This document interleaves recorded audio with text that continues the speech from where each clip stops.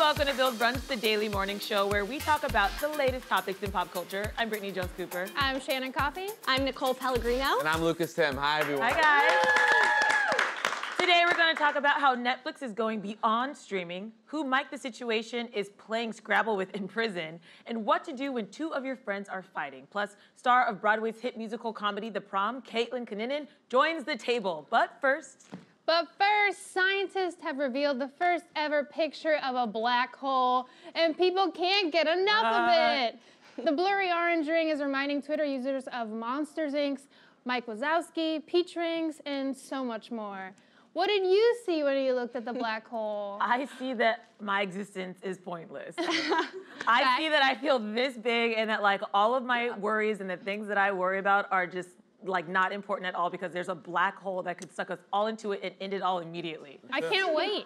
I'm not depressed, I'm not. I'm in total Game of Thrones mode right now, so I literally saw the dragon's eye. Ooh. I don't know if like Drogon, Yeah. like, it looks like an eyeball to me. More so, I think it looks like the eye of Sauron from the Lord of the Rings, the Dark Lord. As I am not the only one who thinks that. I'm not the only one out there. It is on Twitter. It looks like the eye of Sauron. But yes, it also is very, well, this will get me thinking like, you know, it's how many times bigger than the sun, like a billion times bigger than the sun. Yeah. 24.8 billion miles wide. It's like, this is why movies like Star Wars are so interesting and popular, because it shows what Shannon said yesterday, just how much is out there in the galaxies far, far away. And yes, Jedis are real. I'm gonna become one. That's bottom line. Well, they could be. I mean, what this does is it confirms Einstein's theory of relativity, so people were excited about that. What I didn't understand, though, that to actually capture this, you would need a telescope the size of the Earth to capture. So what they did was they like networked all these different telescopes and everything had to be synced perfectly. Yeah. Like this was an amazing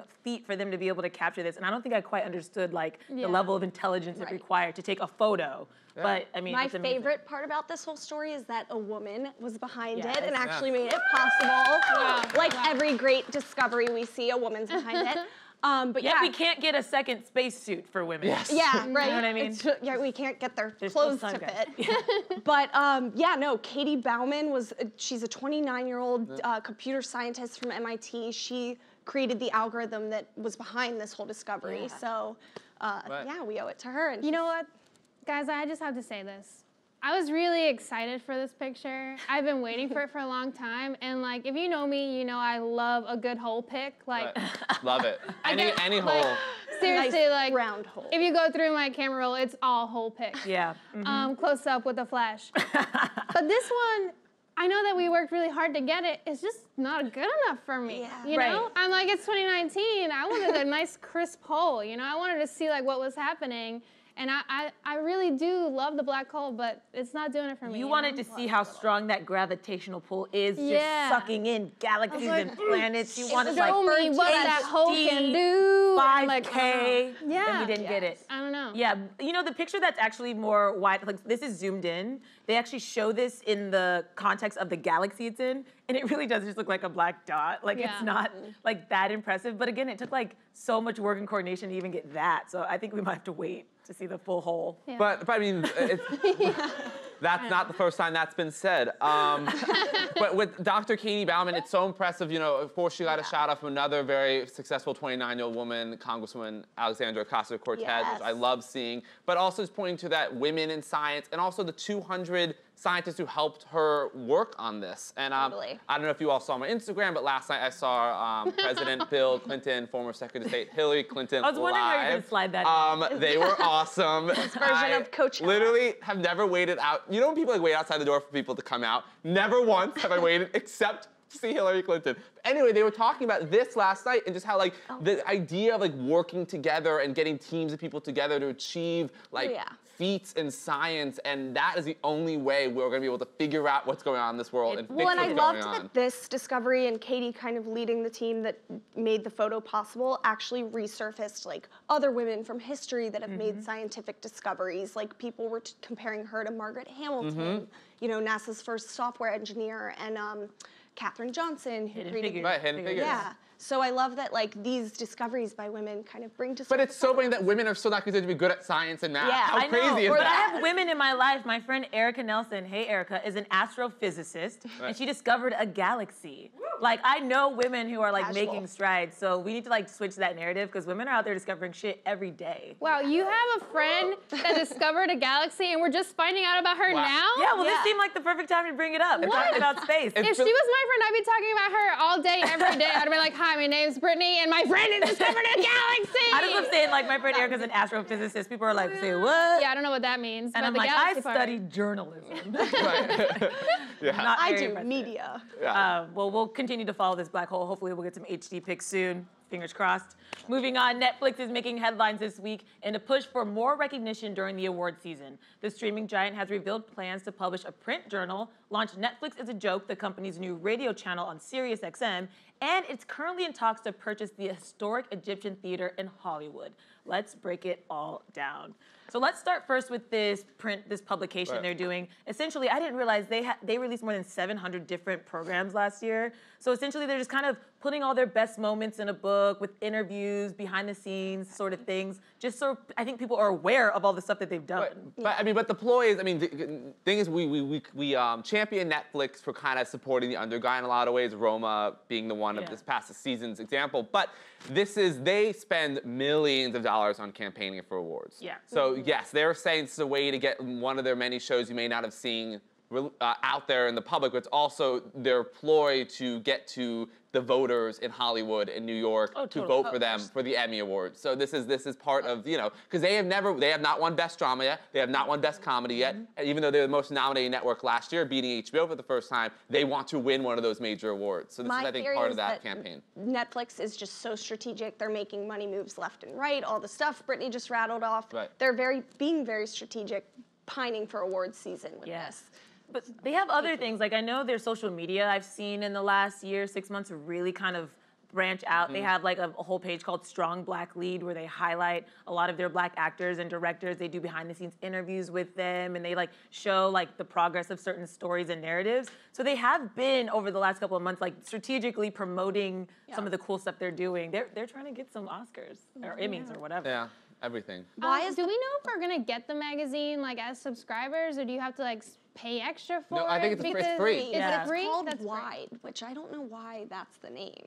Yeah. Wide Wide. reach. They have a wide reach. Right. Wide wallets. I don't know. Wide Oh yeah. mouths. But wide wallets. So speaking of money, they bought the Egyptian theater as it's kind of like a charity to Hollywood. And I think they're trying to earn good graces. We've talked about on the show before their fight with Steven Spielberg, who's trying to get them not eligible for the Academy Awards. So I think this is a way to say, hey, look, Hollywood, we're still supporting your landmarks and the classic theaters. Don't hate on us. We have the money to actually give back too. Steven Spielberg is just so petty. He's like, more Jurassic World. Netflix like, what? I really just don't get why he's coming for Netflix. Like, just if you took a meeting with Netflix, they'd give you a deal, and then he would shut his ass. Right, exactly. He's just upset because he's like, I've had everything but Netflix. Right.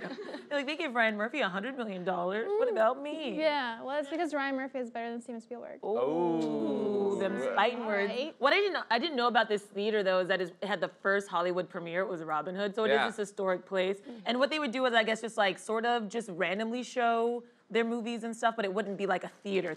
They would just do like certain screenings. Right. I think now what the plan is that Netflix will show during the week, Netflix movies on the weekends. The theater will still host like festivals and talks and community shows and stuff. Have you guys ever seen this theater or like known about it?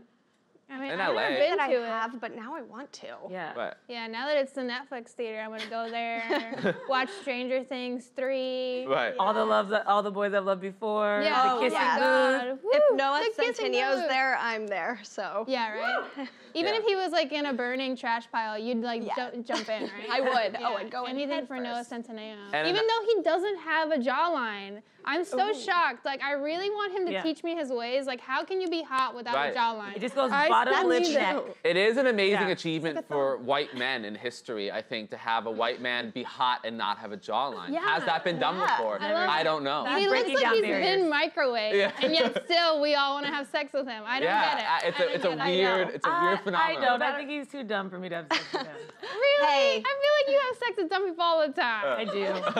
I do. Come on, Brittany. But what another thing cool they're doing is they're having a Sirius XM channel. Yeah. Netflix is a joke, which is the first time Netflix is using another subscription service. But they're not. Sirius and Netflix aren't competitors unless Netflix decided to be a radio channel too, which they could.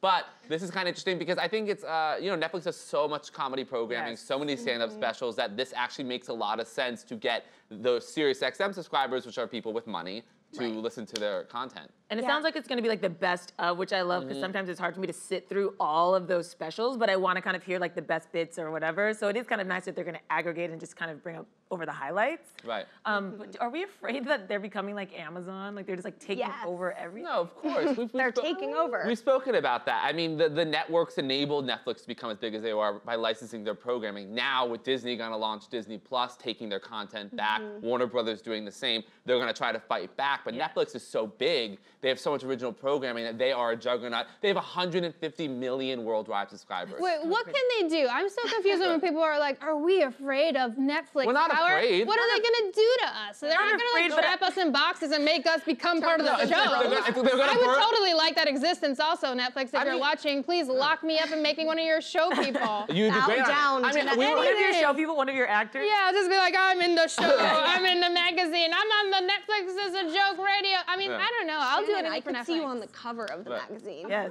Thank you. Thank you for visualizing that for me. With just a black hole behind you, like getting the black sucked hole's into sucking it. me up, and I'm like, no, black hole, I'm gonna suck you up. Yeah. One more thing before we wrap, we're big fans of him. Chris Lilly's new show on Netflix, Lunatics, comes out next week. And if you know him as Jermaine or from High Side Mr. G, his new show, and he plays a lot of different new crazy characters coming out. He's done a lot of problematic things in the past. Yeah, it's so we were like, we're big fans, but then also we have to pull back and be like, has some problematic areas that we're hoping he's fixed. We don't know now because some of the clips in the show are coming out and we're like, oh, maybe he hasn't learned. I know, we're like, will he still do blackface? But hopefully we won't. Hopefully he won't. Yeah. Anyway. Yeah, I'm out. Yeah. Can't say I'm a fan. Mike, the Situation Sorrentino, has made some notorious new friends in prison. In a new interview on the Jenny McCarthy Show, Sorrentino's Jersey Shore co-stars gave an update on the reality star's time in jail, revealing that he is pals with Billy McFarland, the mastermind behind the disastrous Fire Festival. It sounds right. If there ever was the perfect pair in hell, like just to really just get you to just hate your existence, it's these two people together. I could see them in prison, like forming a frat. Totally. I feel like they both have that like party frat boy background, so I feel like they're just. Oh, what about the business they're going to announce when they both get out? Yeah. It's either going to be another music festival or they're going to launch a streaming service. Like watch them launch Netflix 2.0. I don't know. What's to be some. I mean, Billy's first business was like these exclusive parties that you had to like have a card to get into, and I can totally see them bringing that back when they get out, where like Mike just hosts, or the Situation just hosts all these parties and they have to be exclusive. Like they will do that. They will come out with a business plan. Right. The other guy they're hanging out with, their third member, because it's the Three Musketeers of Suckage, is the guy who went away for hacking all the celebrity emails and stealing all those amazing nudes. Collins, We don't need to name a loser. Sorry, you're Guys, right. why are you giving his name out there? Just so when he gets out, we can avoid him on Tinder because you know he's going to be on Tinder. Apparently they're playing Scrabble together. I'm like, I Which can't again picture must that. the dumbest version of Scrabble ever. Yeah, it's like penis. And they're like, penis doesn't have two E's, you idiot. And he's like, Yeah, there With one T. Yeah, and this is just, there are a lot. I mean, Ja Rule should be with them. I'm sorry. And that guy who peed on those tents, I stopped that guy. oh, that guy is a monster. He's like, yeah, we thought it was smart. They would just pee on all the tents around us. And he was like, yeah, we were smart. Like, no. Get in there. He is a villain, that guy. That guy should be in prison. What an awful person. I don't think Ja Rule should be in prison.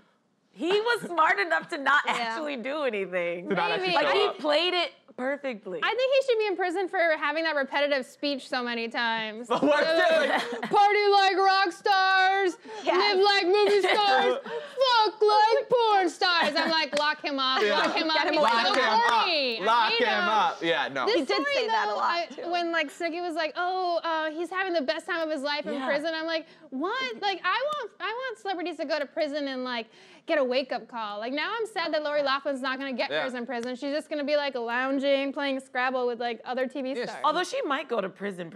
I hope she goes to prison. Like, I don't, but she's being like real shady and she didn't take the plea deal, and I'm like, dude. She's signing autographs I know, outside but she didn't take the plea deal. First of all, guys, more she was charges at her. on this show, and all I can see, she was a joy, and a week later, I got an acceptance letter from USC. So I don't know what happened there, but I love her. I do. It's because you're such a good rower. Yeah, I'm a really good rower. Yeah, that's why. Yeah. But no, they're in like a low security prison, so it does sort of sound like summer camp. It like was saying, basically the situation's working out, and and Snooki said that he's having the time of his life. Like and the fact that they're communicating with him so much. I'm like, are you supposed to email once a week? Yeah, like an app or something. That's summer camp. Yeah, man, I'm jealous. Honestly, like, it sounds like he has a way easier life than me, and I'm like, I pay my taxes. Jeez. Sounds like a nice little break to me. I'm sorry, Shannon. It's okay. Things will look up for me soon. In other news, are you caught in the middle when two of your friends are fighting? According to HuffPost, staying neutral and setting boundaries can help keep you from losing all of your friendships. Good luck with that, guys. No, I think friendships are meant to end. You know what I mean? Yeah. So good luck. Hey, what are you doing? Yeah, new BFF. Hey, Lucas, how you doing? What's up? Yeah. No, so this personally resonates with me because, long story short, when I was in college, we were on spring break, all drinking. Yeah. Are you getting emotional? No, my two friends got in a fight over a boy, of course, and I happened to be taking a mediation course at the time in college. So I was whipping out these like professional mediation tactics. Not a good job at it, obviously, because no mediator. Right. And it didn't result well. They ended up just getting annoyed with me and like. You did exactly what the article said not to do. Savior complex, right? Yep. Wow. Savior complex. Yeah, I think I have to save the situation. Yeah. I get it though. It's a really common dynamic, I think, especially in female relationships. I remember in middle school, I had two friends. One dated a guy, and then she broke up, and then the second friend started dating him. And they wanted me to choose sides, and I don't know how I had the wherewithal at the time to be like, that's not my problem. I was like, you guys. were always wise. Yeah, I was like, you guys duke it out. I'm going to still love and hang out with both of you, but I do think over time you end up like leaning more towards one friend, and it just happens gradually. But like, I don't think you should have to choose. Like on Real Housewives, when we were watching Cynthia, Nene, and Kenya, I'm like, Cynthia shouldn't have to choose. She should be friends with both of them. But then to argue the viewpoint of Miss Nene Leakes and also Lisa Vanderpump in Beverly Hills, if you don't show loyalty to anyone, are you loyal at all? Then they get mad at you. And then they get mad at you. See, but if you're watching Beverly Hills, this is Real Housewives. They really, learn a lot about human nature. But like, I totally get why Kyle confronted Lisa, but Lisa's saying like, you're my friend, you back me up no matter what. And Kyle's like, wait, if you're my friend, I gotta call you out. Yeah, I'm saying if you're my friend, you're honest. You don't like blindly build me up when I'm like spewing out nonsense. It's like a real friend's gonna cut you down and be like, you're being ridiculous. Right, at least those are the kind of friends I want. Yeah, do I want those You're friends? being ridiculous. Thanks, Shannon, we're back. You're welcome. Middle school was hard. Like, I remember when going through middle school, because being friends with, I was friends with a lot of girls, and like getting involved with that stuff, like, it aged me like 10 years. By the time I got to high school, I was like, I'm too old for this shit. Like, I was like done. I'm like, don't get me involved anymore. Middle schoolers are evil. Evil. And the three-way phone calls. Yeah. I love girls. the secret three-way phone calls when you'd call someone and they didn't know there was another person on the line, and then you ask them specific questions and set them up. Yeah, Yes. like in Mean So Girls. dark, yeah. It's like, Karen, everybody's saying you're a slut. What? And then like the screen pops up and it's like.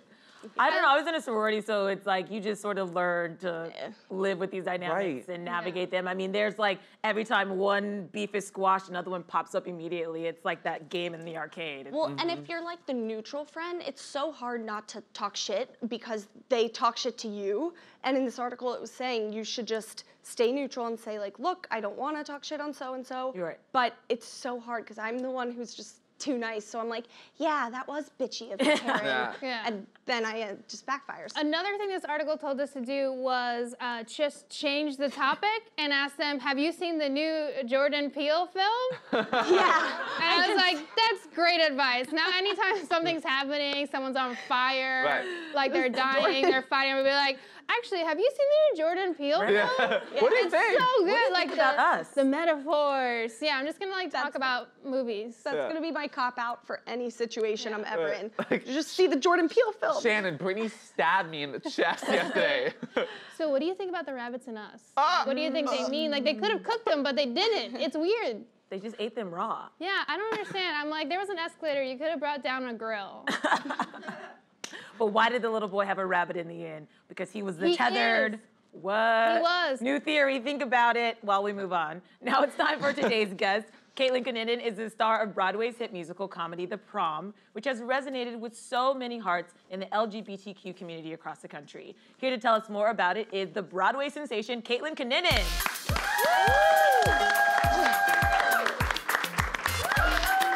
Hi, thanks for coming on.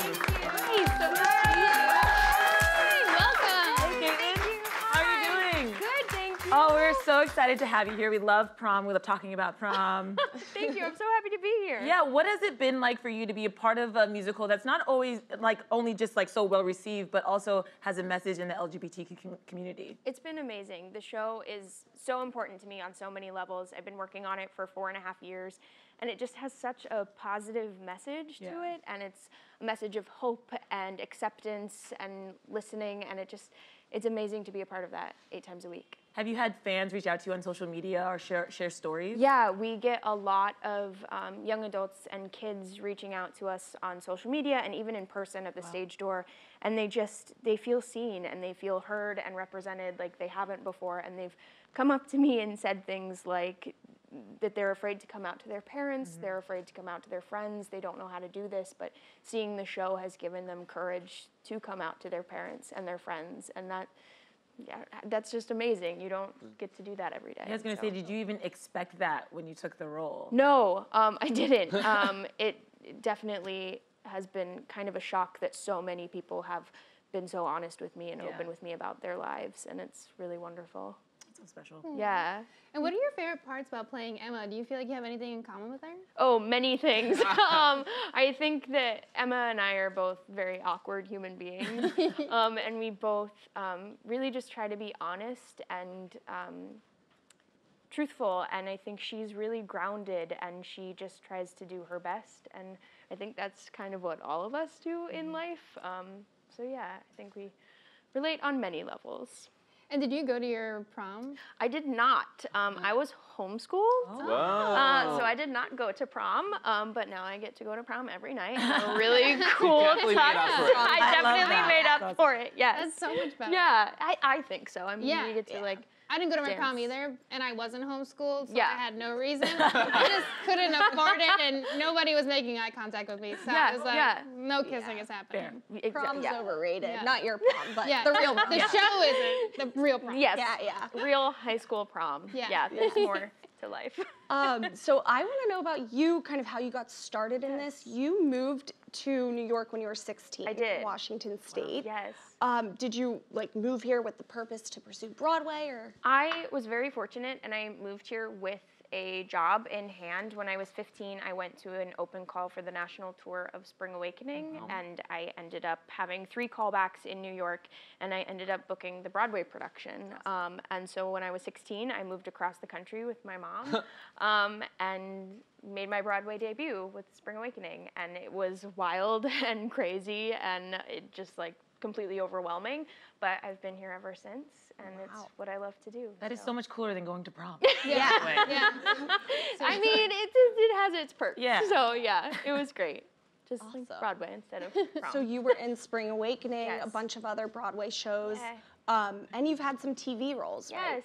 So what's next for you? What can we expect? You know, hopefully just like more good work. I love being a part of new works, and I love telling stories that bring voices to those that wouldn't necessarily get to tell their stories. I think Prom does that so well, and so hopefully prom will run for a very long time, and I'll be doing this for a while. But yeah, so just more new work and more voices that need to have themselves heard. I think everyone would love to see you starring in prom for the next 20 years. Yeah, I'll take it. You're 30-something. I would Who knows? love that. I'll just be like an ancient old lady playing a 17-year-old. I'm going to prom. Like, wait, You're what? like, what? No. Homework is hard. Where does lady's life go wrong? I think what's so, you know, for us in our generation right now, the LGBTQ community, I think when we see public figures like yourself kind of just be open about their life, and not necessarily all have to be spokespeople or be constantly preaching, but just sharing little tidbits of what's going on, because I think it inspires a lot of people. You recently just shared that you were dating a woman. Yes. So what is that like, kind of, you know, sharing that little personal tidbit about your life, and have you the feedback you've gotten back?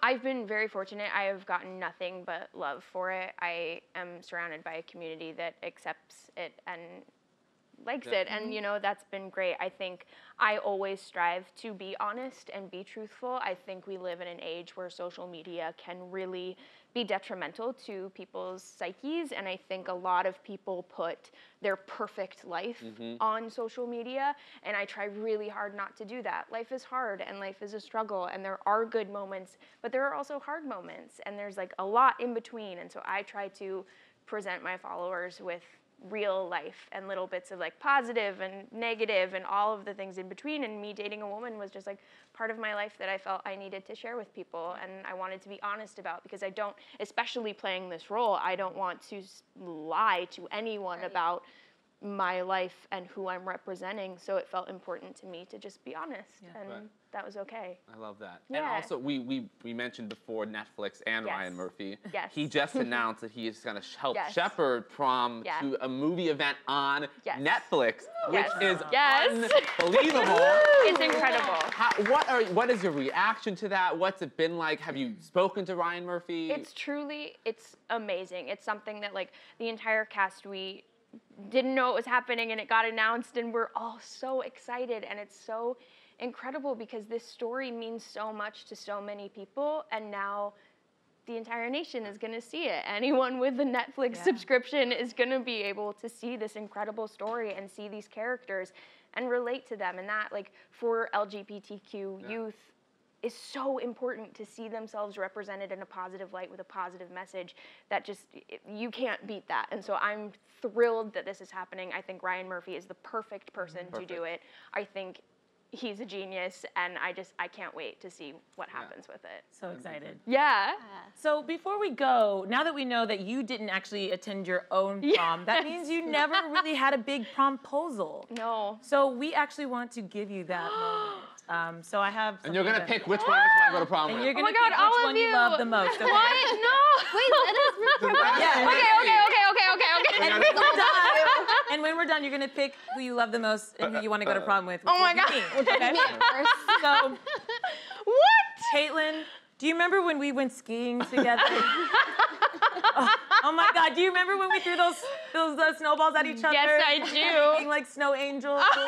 And then like when you went down the bunny slope, you were so cute and you fell. And That's right. When Yeah, I saw did. that, I was like, that's who I want to take to prom. So, will you go to prom with me? Think about it. Okay, I'll think about it. I'll hear some like other options, and I'll think about it. Way to play in the field. Wow. Just wait. Okay, me next. Okay. All I'm right. ready. I have props. Oh my God. Here you go. Look at those beautiful colors. You guys are like so overwhelmed. Don't cry. Okay, It's gonna be okay. fun. Can you dim the lights? Yeah, I wrote a very special poem. Oh my God, you guys came. My dearest Caitlin, see, I have a dilemma. I simply must attend prom with the actress who plays Emma. You made your Broadway debut in Spring Awakening. Shout out Duncan Sheik. If you say no to this, my life will be bleak. Because I've been dreaming of this day since last winter formal. Dreaming of going to the prom with a cast member from the first national tour of Next to Normal. You perform 8 days a week over at the Long Acre, but I hope for one night you'll join me in the school gymnasium where we can shake our salt shakers. I have two more that I have to hear, but I'll get back to you. I'll get back to you. Okay. A sign and a poem. Oh my God. Boring. Oh. And that's not permanent enough. I want to show you that I'm really committed. So, Buck, get out here. Oh, jeez. What's up, Buck? Whoa. Oh, no.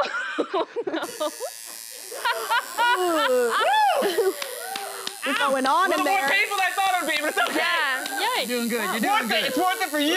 Okay, We're okay. gonna have a great time at prom. This is good. This is so great. Oh my God. He does all my so Hillary fast. Clinton tattoos. Oh, you have Hillary Clinton tattoos? Yeah, actually, you still owe me like $400,000.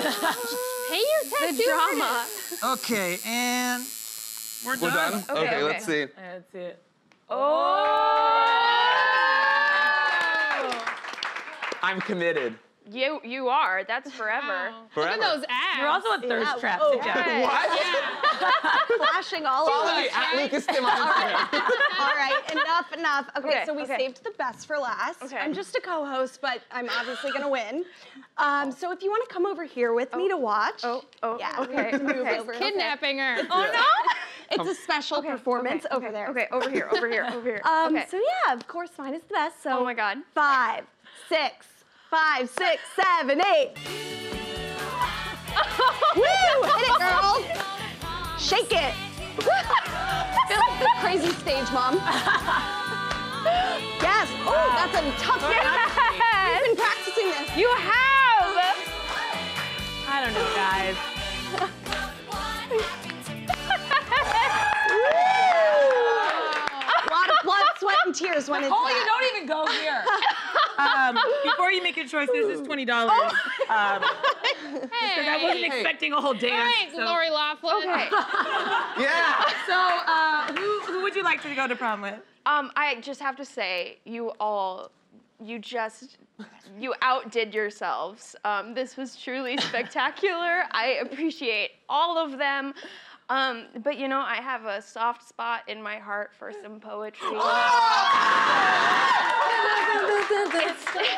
going. Going to prom, baby. I will go to the prom with you. And you know, we both didn't go to. I'm so sorry. I took my money back. Caitlin, thank you so much for joining us. That was awesome. Everyone, make sure to head over to the Longacre Theater in NYC and buy tickets to the prom. And thank you, Nicole, for co-hosting and showing us all up. We'll see you guys on Monday, same time, same table.